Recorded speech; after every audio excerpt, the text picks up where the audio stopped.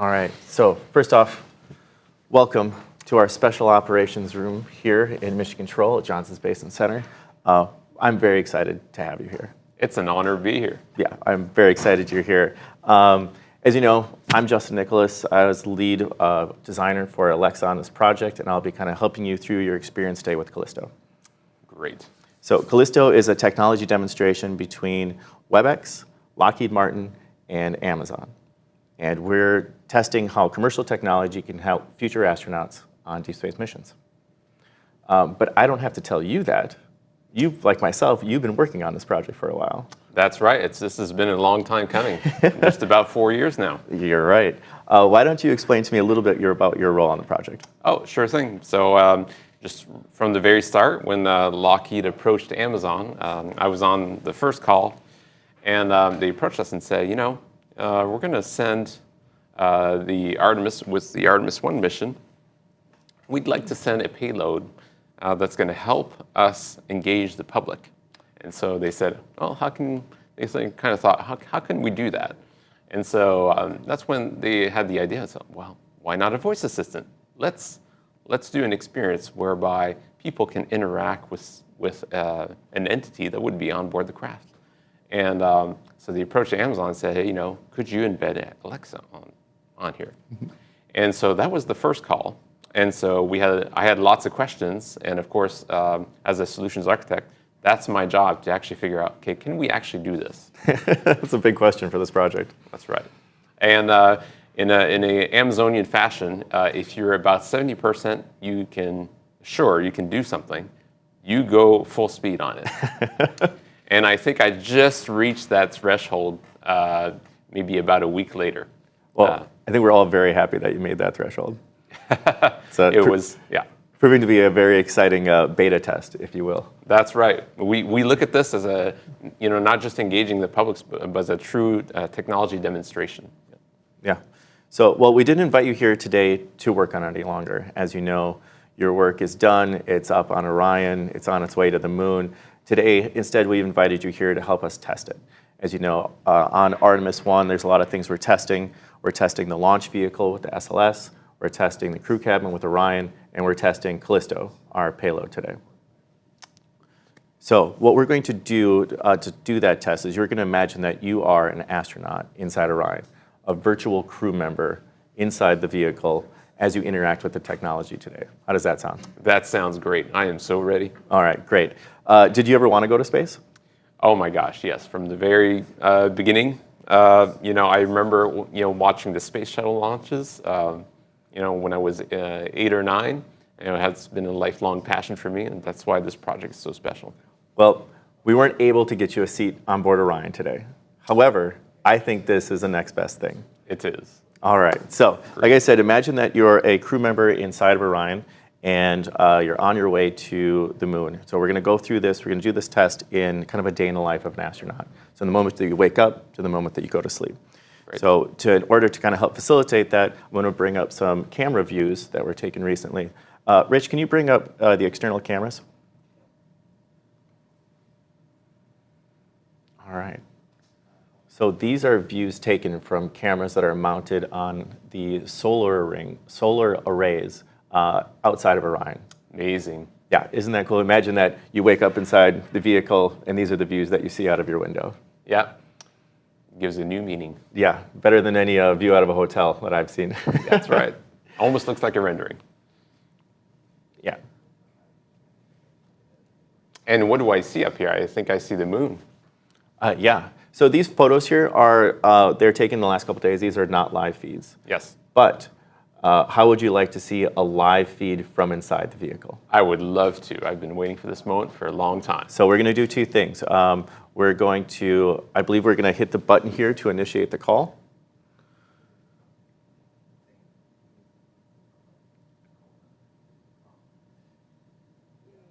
Okay, we're gonna hit the button to initiate the call, and what that's going to do is we're going to connect this Desk Pro. There's a camera here, and it's going to connect us to the tablet inside of Callisto. Right. And we're going to see the inside of the vehicle all at the same time. So. Sounds exciting. When you're ready, press the Call Orion button there to initiate the call. Let's do it. Yeah.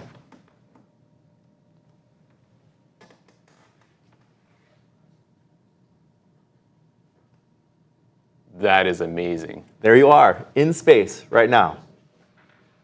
It's truly an experience. Yeah, so these are live. This is a live feed from inside Orion.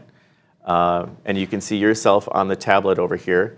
To be able to test this video call, the engineers at WebEx had to create a bespoke version of their software. Yeah. So they have this high-quality video that's, let's say it's 10 lanes of data. And they had to condense it down into like a bike lane to be able to go through the DSN, to be able to have this high-quality look on the as it gets to the iPad. You know what's really neat is that you can see actually the delay of when we're talking. Yeah, it's amazing. Would you like to get a selfie of your to commemorate this? I in sure space? would. All right, let's do that.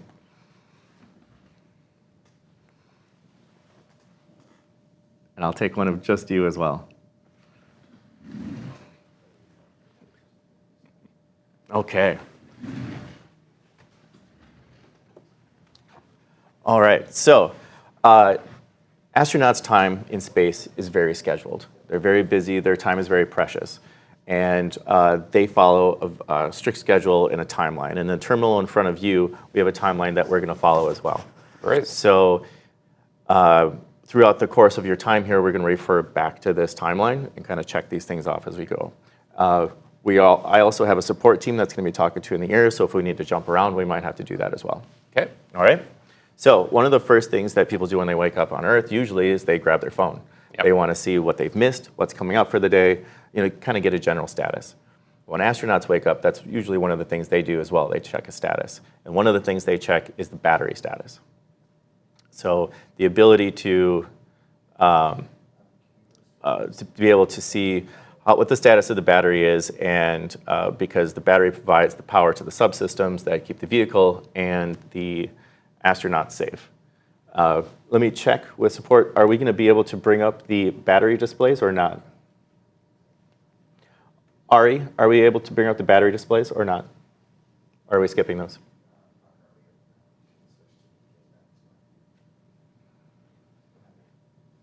All right, so we're going to bring up those battery displays. And you can see, so on the left-hand side, this is a tight shot of the Callisto payload. And on the right-hand side, this is a view of what it would look like if you were sitting in one of the astronaut seats. Oh, that's unbelievable. So what do I see on the left there? Is that it looks like a mannequin. That is a mannequin. All So right. that mannequin is simulating having a human on board, and as it on this flight, it's gathering a lot of data as it goes around the moon and collecting that data so that we can use that for future flights. Yes. Pretty awesome. Commander Campos. Isn't that Snoopy I see? That is Floating? very good. Yeah, that's the zero-G indicator, Snoopy. That looks like it's a little buried down in the front there, but. Yeah. All right, so I see that we switched over to the display. Now this display over here on the left, you can see this is going to be similar to what future astronauts might see when they look at the battery display. Okay. So taking a look at that, you see that our status report, we need to get the battery status. So can you take a look at that and tell me what the battery status is? Sure. It looks like the batteries are charging right now, and it looks like they're all green. And it's hard to see the numbers, but it looks like it's nominal, right? 100. Your guess is honestly better than mine. Yeah. So that was a great stab at that. I didn't expect you to be able to read this because astronauts go through this extensive training to be able to understand these dense and complex displays like this. However, one of the things of this technology demonstration that we're testing is to be able to take that same information and put it into optimized displays. Sure. So I'll bring one of those up now. Ari, can you bring up the optimized solar display?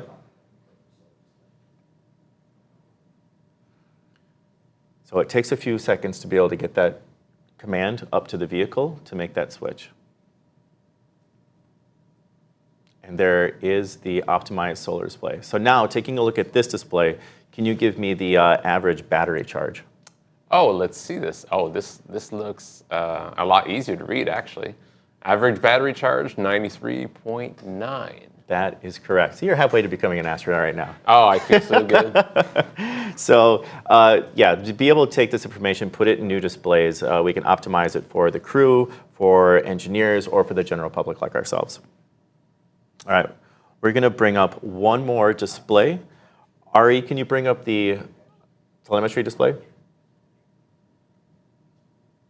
Again, we got to send that command up to the vehicle so they can make that switch on the tablet inside of Callisto. So who's sending in the command? So I am talking to the support team behind you right now, and they're coordinating with an engineering room that's on the other side of this wall behind the big screen. Awesome. And then there is a whole building of people that are supporting us as well. So there's a lot of magic that's happening behind the scenes. And after our session, we can go around and maybe meet a few of them. Great. Yeah. Look forward to it. So here's that optimized telemetry screen that I was talking about. And if you could look at our crew timeline, we need to confirm the MET. MET stands for mission elapsed time. So you're familiar with the T-minus countdown. I am. That's what happens right before launch. After takeoff, it switches over into MET, which is mission elapsed time. So if you can look up there, and if you can confirm what day of the mission we're in. We're on day 3. Take a look. Correct. Look at that. All right. We are cruising through our checklist here. So the next thing on our checklist is to do an oxygen level check. So instead of logging onto another display screen to be able to do that, we are going to use our virtual assistant onboard, Alexa. The moment I've been waiting for. Right? So as you know, all the information that's been powering these displays, Alexa also has access to that information. Oh, that's amazing. Right. So what we're going to do is, if you want to grab this push button here. Yes. All right, and we're just going to wait 1 second so we can bring up the video of us on screen before we do that connection.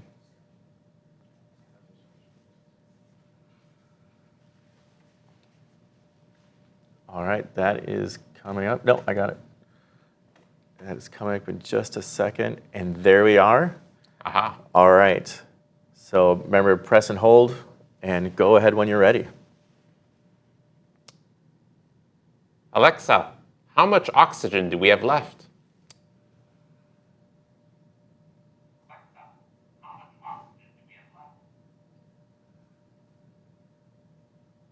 All right. So we're going to test. So as you know, this is a test of our technology. So we're going to go through a lot of different circumstances to be able to test this out. Yep. So what we're going to do today is we're going to have you go a little bit closer to the microphone. Okay. We're going to have you try that same command one more time. Alexa, how much oxygen do we have left?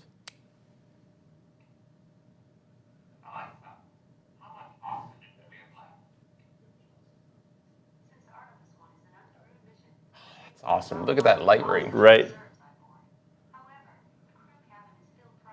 Years of work come together for this moment right here. Pretty awesome. It is 4 years. awesome. 4 years.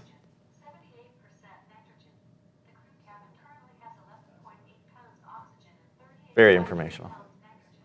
Yeah. Looks like I'd be fine on board. All right, so we have 2 more status reports we're going to do. Okay. So let's go ahead and check the lunar ETA. Alexa, how long until you reach the moon?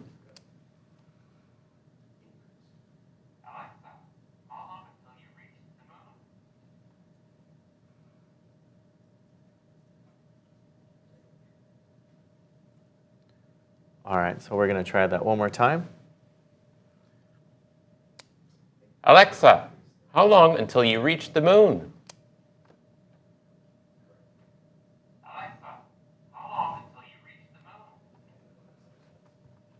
She seems to be a little temperamental today. Okay, so what we're going to do is we're going to move on from the lunar ETA and go to the vehicle speed. So you have the command there. Why don't you give this one a try? Alexa, how fast is Orion going?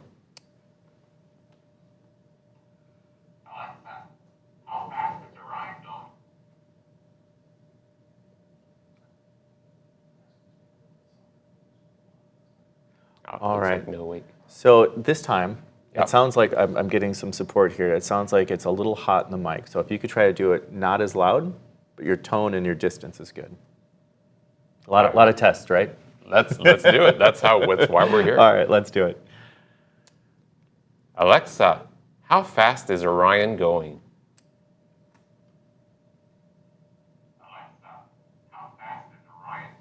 Look at that. Like a Correct. professional. Orion's current relative velocity to Earth is 937 miles per hour. The maximum speed Orion will travel during the mission is 24,700 miles per hour upon Earth entry. So this is all happening on Orion without being able to connect to the cloud. Yes. So Amazon, as you know, uses something called local voice control technology that allows all the automatic speech recognition, so turning our voice into words, natural language understanding, turning those words into the command or the intent of what you want to do. And that's all being done on board the vehicle without being sent to the cloud. I'm sure you have Alexa devices in your house. Plenty. Probably too many, right? Like Oh, myself. Yes. So as you know, when you talk to the device, the command goes up to the cloud and then comes back. It happens very fast, but it happens. If you were an astronaut on board Orion and you're on the far side of the moon, you make that request, it would take upwards of 13 seconds to go back down to Earth, hit the cloud, and back up. Having local voice control will give astronauts the ability to access that information from the vehicle immediately without having to incur that communications lag. Of course. So I'm going to ask you, are you aware of any other places at Alexa and Amazon that uses local voice control?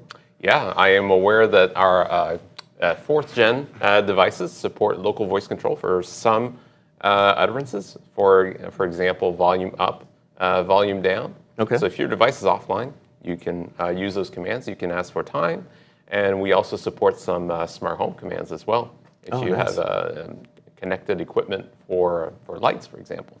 Did I hear that we use in Alexa Auto as well? So in Alexa Auto, it's actually quite important for Alexa built-in in cars to support the offline mode, because you can be, for example, on top of a mountain with no cell reception. It needs to work. Yeah. Yep.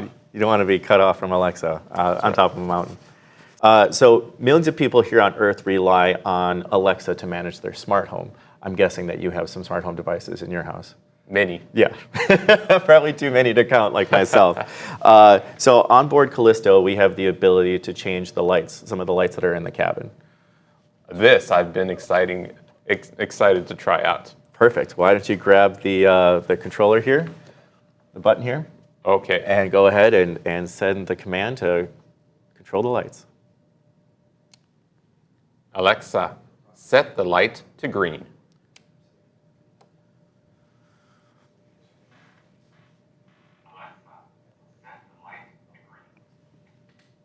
And there he goes. Okay. You tell me.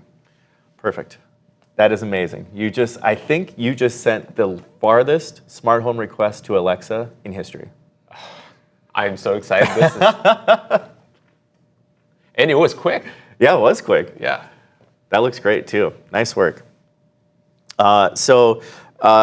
We've had a really busy day, and as you can see in our crew timeline, we had to skip over a few things due to moving around and testing certain items. But we have some personal time here, and when you're away from your family for a long time, it helps to have a sense of humor, to keep your spirits high.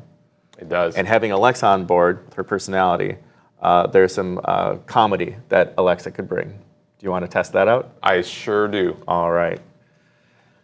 Why don't you go ahead when you're ready? Alexa, tell me a joke.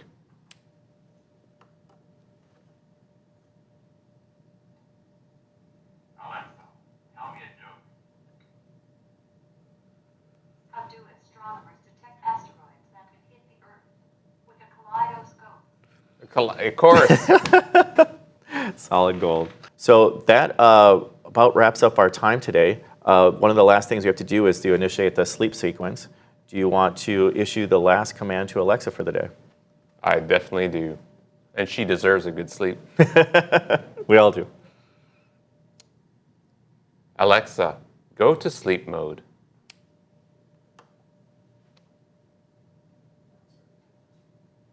Alexa, go to sleep mode. And there she goes. Starting sleep sequence. Turning off the lights, playing some ambient Oh, look at sounds that. so that you can have a nice sleep inside the cabin.